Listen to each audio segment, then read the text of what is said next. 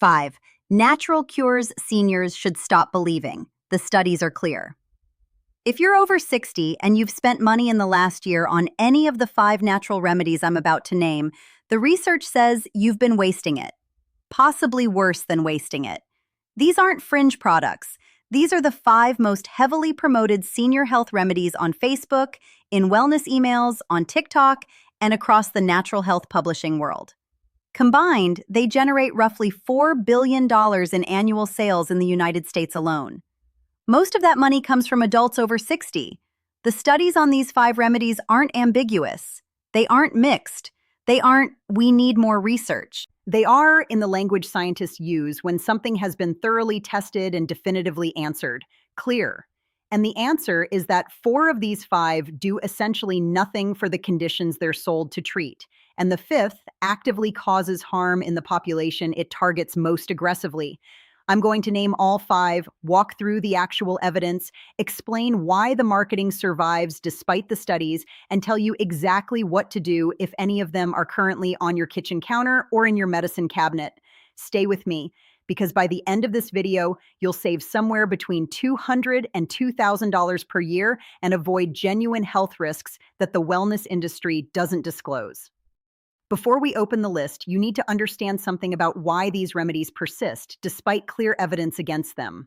The natural products industry in the United States operates under a 1994 law called the Dietary Supplement Health and Education Act, which exempted dietary supplements from the safety and efficacy testing required for prescription medications. Under this framework, a company can sell a supplement without proving it works, without proving it's safe at the doses sold, and without disclosing meaningful information about what's actually in the bottle. The FDA can only act after problems emerge in the marketplace, and even then, enforcement is slow and limited. This is why a remedy can be heavily marketed, widely sold, and completely ineffective at the same time. The market doesn't filter for evidence. It filters for marketing budgets, distribution agreements, and compliance with very loose advertising rules that allow phrases like "supports cardiovascular health" without requiring any proof that the product does so. For seniors specifically, this regulatory gap has consequences beyond wasted money. The natural products industry targets older adults aggressively because seniors have higher disposable income for health spending, more chronic conditions to address, deeper cultural trust in natural approaches, and lower digital literacy for fact-checking claims. Studies consistently find that adults over 65 spend roughly 3 times more on supplements per year than adults under 40, and the marketing reflects that. So when I tell you in the next 42 minutes that 5 widely sold remedies don't work as advertised, this isn't an anti-natural medicine position. It's an evidence-based position about specific products that survived because of regulatory and marketing dynamics, not because they passed clinical scrutiny. I'll be the first to tell you that some natural remedies have genuinely strong evidence: turmeric for arthritis, magnesium glycinate for sleep, Ceylon cinnamon for blood pressure modulation. All of those have full evidence reviews on this channel. This video is the corrective. These 5 are the ones the research has answered, and the answer is no. Here's the list, ordered from least to most concerning: colloidal silver for immune support, cinnamon and chromium supplements for diabetes reversal, coconut oil for dementia prevention, apricot kernels and laetrile for cancer, and resveratrol supplements for longevity. Let's start with colloidal silver, because it's the easiest to address and the most embarrassing for the wellness industry to defend. Colloidal silver is suspended particles of metallic silver in liquid, typically sold in dropper bottles or sprays, marketed as a natural antibiotic, antiviral, and immune booster. You'll find it in wellness stores, health food shops, and across the natural health internet. Promoters claim it kills pathogens, supports immune function, and treats everything from common colds to chronic infections. The clinical evidence is exceptionally clear and has been for decades. The National Center for Complementary and Integrative Health, a research body within the National Institutes of Health, states unambiguously that colloidal silver is not safe or effective for any health condition. The FDA has formally ruled that over-the-counter colloidal silver products cannot be considered safe or effective. Multiple controlled studies have found no measurable benefit for immune function, infection prevention, or treatment of any condition. What colloidal silver does cause in documented case reports is a permanent condition called argyria. Argyria is the irreversible deposit of silver particles in the skin, mucous membranes, and internal organs, producing a blue-gray skin discoloration that doesn't fade. The most publicized case in modern medical literature was a Montana man named Paul Carrison, whose skin turned permanently blue after years of colloidal silver use for unverified health claims. He died in 2013, still blue. Beyond the cosmetic effect, accumulated silver interferes with the absorption of certain antibiotics and thyroid medications, can cause neurological symptoms at higher doses, and has been linked to kidney damage in long-term users. For seniors specifically, the risk profile is worse than for younger users. Silver accumulates in tissues over time and clears from the body very slowly. A 75-year-old who starts colloidal silver supplementation has a body that processes mineral compounds less efficiently than a 35-year-old, and the cumulative deposition occurs faster. The evidence position is settled. There is no condition for which colloidal silver is the appropriate treatment. There is no immune system benefit. There is no antimicrobial effect inside the human body that translates into meaningful clinical outcomes. The product exists because the regulatory framework allows it, not because the science supports it. If you have colloidal silver in your home, throw it away. If you've been taking it daily, stop. If you've been taking it for years and have noticed any unusual skin discoloration around your gums, the whites of your eyes, or your fingernails, see a dermatologist. Most cases of mild argyria have been progressing silently for years before patients notice. Cinnamon and chromium are sometimes sold separately and sometimes combined, with marketing claims that they reverse type 2 diabetes, eliminate the need for insulin, or normalize blood sugar without medication. The product category includes capsules, drink mixes, and combination supplements specifically targeted at seniors with diabetes. Now, I want to be precise here, because this is a topic where promoters and skeptics both get the evidence wrong. Cinnamon does have modest effects on blood glucose. In studies, properly dosed cinnamon, particularly Ceylon cinnamon at 1.5 to 6 grams daily, produces small reductions in fasting blood sugar and HbA1c, typically in the range of a 0.3 to 0.5 percentage point HbA1c reduction. That's a real effect. I covered it in detail in my earlier video on cinnamon for blood pressure. But real effect on blood glucose and reverses type 2 diabetes are not the same statement. For comparison, metformin, the standard first-line diabetes medication, produces an HbA1c reduction of approximately 1.0 to 1.5 percentage points. Lifestyle modification with weight loss and exercise produces reductions of 0.5 to 1.2 percentage points. Cinnamon produces something like a quarter to a third of the effect of metformin, or roughly half the effect of moderate lifestyle change. Chromium, the other half of this remedy category, has even thinner evidence. The most rigorous meta-analyses, including a 2019 review in the Journal of Clinical Pharmacy and Therapeutics, found that chromium supplementation in adults with type 2 diabetes produces no clinically meaningful effect on fasting glucose, HbA1c, or insulin resistance. The few positive studies in chromium literature suffered from methodological problems, including small sample sizes, short durations, and industry funding bias. When higher quality studies are pooled, the effect disappears. The harm here isn't direct. Cinnamon at normal doses is safe, assuming Ceylon, not cassia, which I've covered separately. Chromium picolinate at standard supplement doses is generally well tolerated, with occasional gastrointestinal side effects. The harm is what these products cause people to stop doing or never start doing. A senior with newly diagnosed type 2 diabetes who buys into the reverse diabetes naturally with cinnamon and chromium framing often delays starting metformin. They delay the lifestyle changes that produce larger effects. They delay engaging with their physician about a serious chronic condition that, untreated, leads to vascular damage, kidney failure, retinopathy, and limb amputation over a 10 to 20-year timeline. Type 2 diabetes is a progressive disease. Early intervention with proven therapies, medication when indicated, weight management, dietary change, regular exercise, meaningfully changes the long-term trajectory. Late intervention after the disease has progressed because someone spent 2 years on cinnamon chromium products instead doesn't recover the lost ground. The natural cure framing isn't just selling an ineffective product. It's delaying effective treatment in a population where early treatment matters enormously. Cinnamon is a useful supportive intervention for senior blood sugar management. It is not a cure. It is not a replacement for medication when medication is indicated, and chromium adds essentially nothing to the picture beyond what cinnamon alone provides.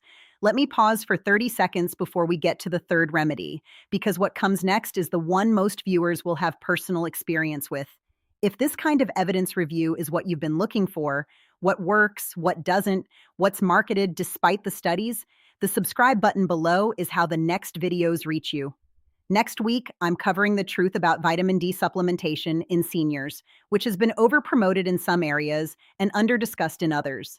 Same approach. Studies, doses, what actually matters, what doesn't. There's a free PDF in the description with citations for every study mentioned in this video. Print it, share it with anyone you know taking these remedies. Now, let's talk about coconut oil and dementia. The third remedy on this list is coconut oil for dementia prevention or treatment. This claim emerged in the early 2010s around a book and a series of news appearances by a physician named Mary Newport, whose husband had Alzheimer's. Newport reported anecdotal improvements in her husband's symptoms after she added coconut oil to his diet, hypothesizing that the medium-chain triglycerides in coconut oil could provide ketones as an alternative fuel for the brain in Alzheimer's patients. The hypothesis was scientifically plausible. The Alzheimer's brain has reduced glucose metabolism. Medium-chain triglycerides do produce ketones, which can be metabolized by neurons. In principle, ketones could provide alternative energy substrate for compromised brain cells. The clinical evidence in actual humans has been repeatedly disappointing. A 2017 randomized controlled trial in BMC geriatrics tested coconut oil in mild to moderate Alzheimer's patients over 21 days. No significant cognitive improvement. A 2020 trial in nutrients tested coconut oil supplementation in older adults at risk for dementia over 4 months. No significant cognitive or biomarker improvements compared to control. A 2022 systematic review in the Journal of Alzheimer's Disease pooled the available evidence and concluded that coconut oil does not produce measurable cognitive benefit in either dementia, prevention, or treatment. The medium-chain triglyceride hypothesis hasn't been entirely abandoned. There are ongoing trials of pharmaceutical-grade MCT formulations at higher concentrations than coconut oil contains, and the early results are modest at best.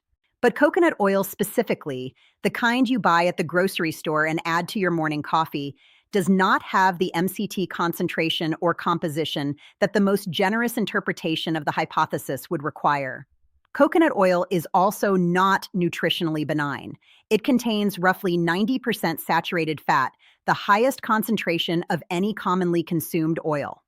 The American Heart Association issued an advisory in 2017 specifically discouraging coconut oil consumption based on its effect on LDL cholesterol. Studies have consistently shown that replacing other dietary fats with coconut oil raises LDL, the harmful cholesterol most strongly associated with cardiovascular disease risk. For seniors, the cardiovascular cost matters in ways it might not for a 30-year-old. Cardiovascular events, heart attacks, strokes, vascular events that affect cognition are leading causes of death and disability after 65. Adding daily coconut oil to your diet in the hope of preventing dementia while measurably raising your LDL cholesterol is a poor trade. You're paying real cardiovascular risk for an intervention that doesn't measurably reduce dementia risk. There's a deeper irony in the coconut oil for dementia narrative. The interventions with the strongest evidence for dementia prevention in seniors are blood pressure control, blood sugar control, regular aerobic exercise, the MIND diet, which specifically de-emphasizes saturated fats, social engagement, hearing aids when hearing loss is present, and sleep optimization. Coconut oil consumption works directly against several of these, particularly the cardiovascular and metabolic foundations. If you've added coconut oil to your daily routine specifically for brain health, the evidence doesn't support continuing. If you enjoy coconut oil in cooking occasionally, that's fine. Moderate consumption of saturated fats within an otherwise heart-healthy diet doesn't dramatically change cardiovascular risk. The problem is the daily tablespoon in coffee protocol that the dementia prevention narrative promoted. That specific use isn't supported by the studies, and it carries real cost. The fourth remedy is significantly more dangerous than the first three. It's apricot kernels, sometimes sold as bitter apricot seeds, and the derived compound laetrile, sometimes marketed as vitamin B17, all promoted for cancer prevention and treatment. This claim has a longer history. Laetrile was developed in the 1950s, promoted heavily in the 1960s and 1970s as a natural cancer cure, and has resurfaced repeatedly in alternative medicine circles since. The marketing claims include that laetrile selectively targets cancer cells, that it's been suppressed by the pharmaceutical industry, and that traditional cultures eating apricot kernels have lower cancer rates. The evidence position. Multiple controlled clinical trials, including a definitive study at the Mayo Clinic in 1982, published in the New England Journal of Medicine, found that laetrile produced no measurable benefit in cancer patients. The National Cancer Institute's position is that laetrile is not an effective cancer treatment. The American Cancer Society's position is the same. The European Medicines Agency has banned laetrile sales. The FDA has classified laetrile as an unproven treatment for cancer. More importantly, apricot kernels and laetrile are actively toxic. The compound at the center of the supposed therapeutic effect, amygdalin, breaks down in the body to release cyanide. The same cyanide that's the textbook lethal poison. The wellness narrative claims that cancer cells selectively concentrate the cyanide and die from it while healthy cells are spared. This is not what happens biologically. Cyanide is released systemically and affects all cells, with the dose-limiting toxicity occurring in healthy cells, not in cancer. Multiple case reports document acute cyanide poisoning in people consuming apricot kernels, including hospitalizations and deaths. A 2015 case report in the BMJ described a woman who had been consuming apricot kernels daily for cancer prevention. She presented with neurological symptoms consistent with chronic cyanide exposure. Her blood thiocyanate levels, a marker of cyanide metabolism, were elevated. For seniors specifically, the risk is amplified. Older adults metabolize cyanide more slowly. They're more likely to be taking other medications that interact with the cyanide detoxification pathway. They're more likely to have reduced kidney or liver function that limits clearance. And they're more likely to be in the demographic targeted by alternative cancer cure marketing, often because they or a family member has received a cancer diagnosis and conventional treatment seems frightening. The framing that conventional cancer treatment is a fraudulent industry suppressing natural cures is itself a serious harm. Cancer treatment has advanced enormously over the past 30 years. 5-year survival rates for many cancers have improved by 30 to 60%. Early detection through screening genuinely saves lives. Modern targeted therapies and immunotherapies produce outcomes that would have been unimaginable 2 decades ago. A senior diagnosed with cancer who delays conventional treatment to pursue apricot kernels is making the most consequential health decision of their life against overwhelming evidence based on marketing claims that are demonstrably false. The 5-year survival difference between early conventional treatment and delayed treatment can be 40 percentage points or more for many cancer types.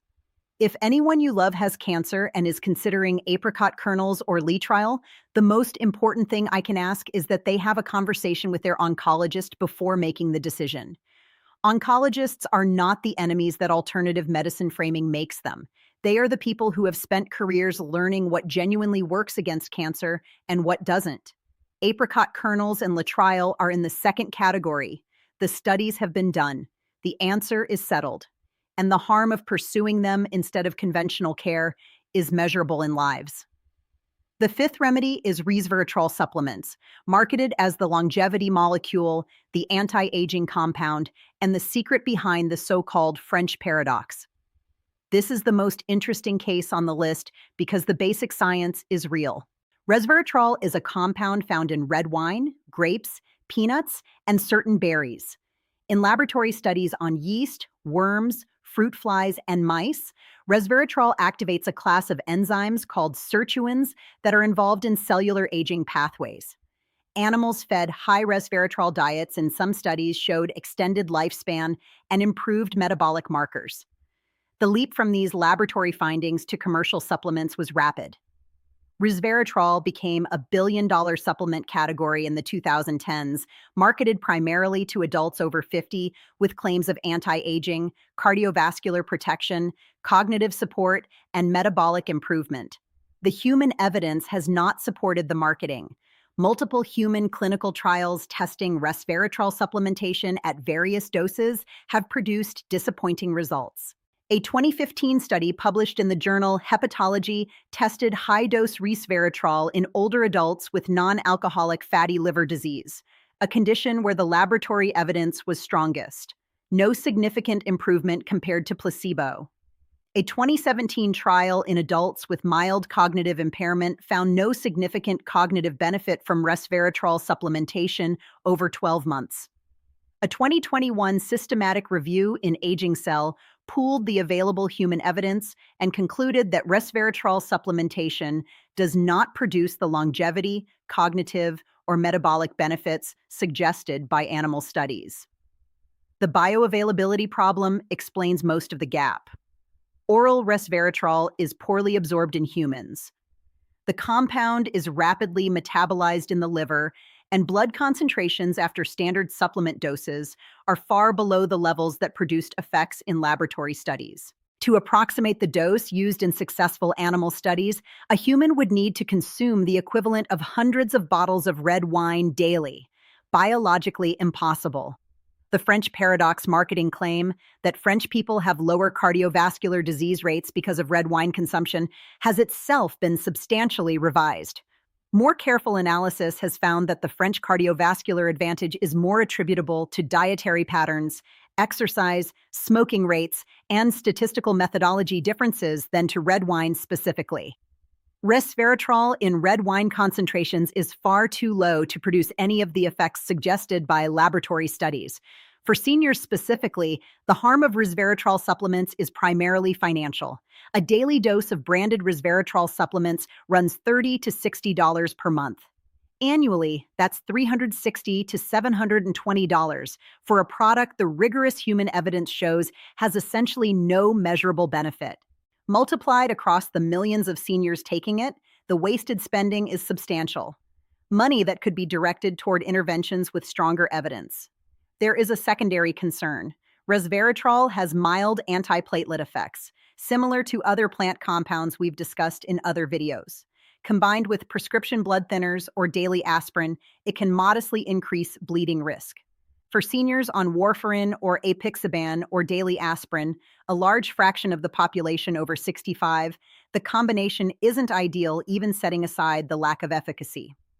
The interventions with genuine evidence for healthy aging and longevity in seniors are different from what the resveratrol marketing suggests.